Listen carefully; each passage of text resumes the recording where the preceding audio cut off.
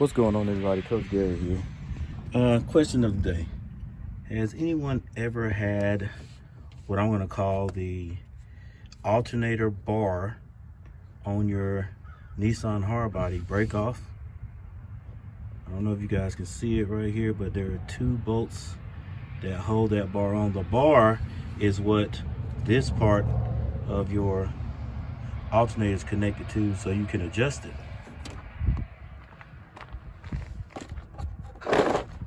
Mine broke off while I was driving. I heard something break. I heard the belt pop is what I thought it was. And that did happen too. It chewed everything up, but that's all I thought it was. And so, you know, I went and got all the belts and came back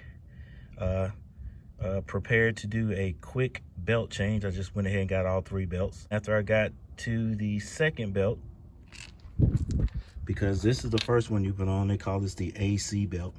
Goes around there. That's the AC, the bottom tensioner pulley, and there is a tensioner bolt back there. I'll show you that in a minute. And that belt goes around the back pulley right there. And if you ever have to take off, if you ever have to replace this belt, right behind this pulley, the pulley at the bottom, right there is your tensioner bolt. All right, makes it a lot easier than taking this pulley completely off to put on that belt. So what I'm doing, what should have taken me a couple of hours, has now taken me half a day yesterday trying to get to this part, and probably going to take me a couple of hours more now because of what I had to do, or what I had to take off to get to that part. I was lucky that most people who have this bar break, you're going to have to buy another one. I was lucky because I just happen to have a spare hard body in my backyard.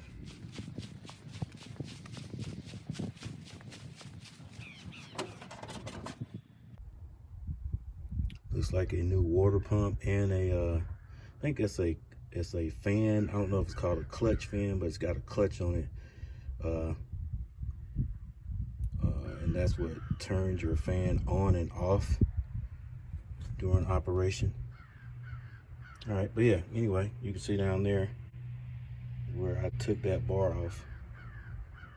I also went ahead and took off this alternator because I don't think anything was wrong with it. Probably going to go ahead and take off that water pump too, because it looks pretty new, and I might be due for one here shortly on this 95. I'm gonna go ahead and clean this one up and put it on, show you guys the finished results, and I just wanted to come on and ask if anybody had ever had that happen before.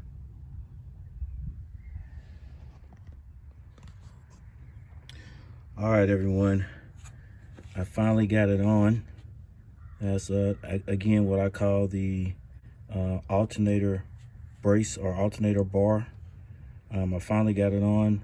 One thing I did learn was when you're putting this on, if you put this on first and tighten it, then try to put this tensioner bolt back on, the alternator, there's a top hole that you got to put this screw right here through the bar, and it hooks or connects to the top of the alternator. If you tighten this down first, this thing might be too low. All right, what I mean by that is I put it on and tighten it, and this thing was a little bit low. So as I was trying to get this nut or this bolt through the top of the alternator, it was too low. So what I had to do was loosen these two bolts up and then raise this whole bar up a bit and go ahead and stick this bolt through. Then I tighten it down, you know, just to make sure. Well, I'm just letting you guys know, just in case you have to do this, or should I say when you have to do it. We're talking about 30-year-old cars. That's right, we don't have to get them inspected anymore in North Carolina. Well, when you have to do it, just be mindful of that. We now have all 3 belts on and everything is working as it should.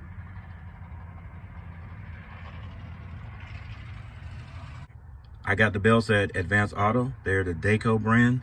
And here is each one of them. The 1736.5, that's the AC belt. And that is this one right here. All right, so it goes around the air conditioner, and then down there, that is your tensioner belt. And like I showed you earlier in the video, there's a tensioner screw behind that, so you have to get under there to get to that one. And then that one wraps around the pulley belt, or the pulley, the engine pulley right here. All right, the second one is your alternator belt, and there's your number right there, 15360.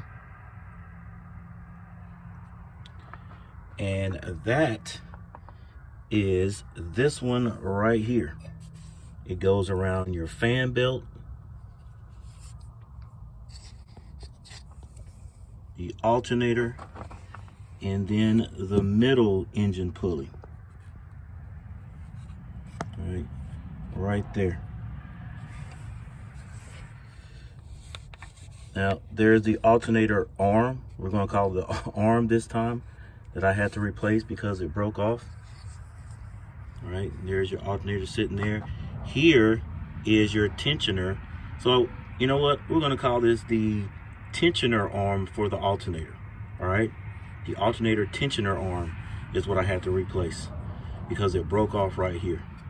So this is the tensioner for the alternator. Okay, and then finally we have our power steering. You have your power steering belt, 17455, and that is this one right here. This one goes around the power steering unit to the front part, or the front pulley on the engine, the front engine pulley, in other words, and then that wraps around the tensioner bar, which is over here. All right, so for this tensioner and the air conditioner tensioner, you do have to loosen this bolt right here. All right, you loosen the tensioner bar. All right, pull it back, make sure you get it tight.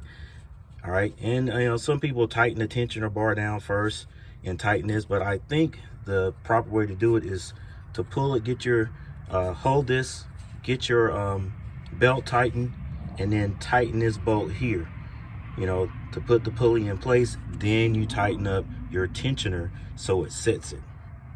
All right, if I'm saying it wrong, somebody correct me in the comments, but it worked for me. To get all that and make it easier to get, I took this fan off. Yeah, I took the fan blade off. And as you can also see, I have a new radiator.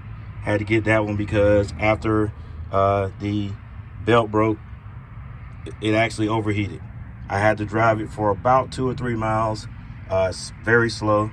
Try to keep the temperature down, but as soon as I made my last turn, I heard it all just, you know, overheat. And I had it all together, ladies and gentlemen, put this thing all together, started putting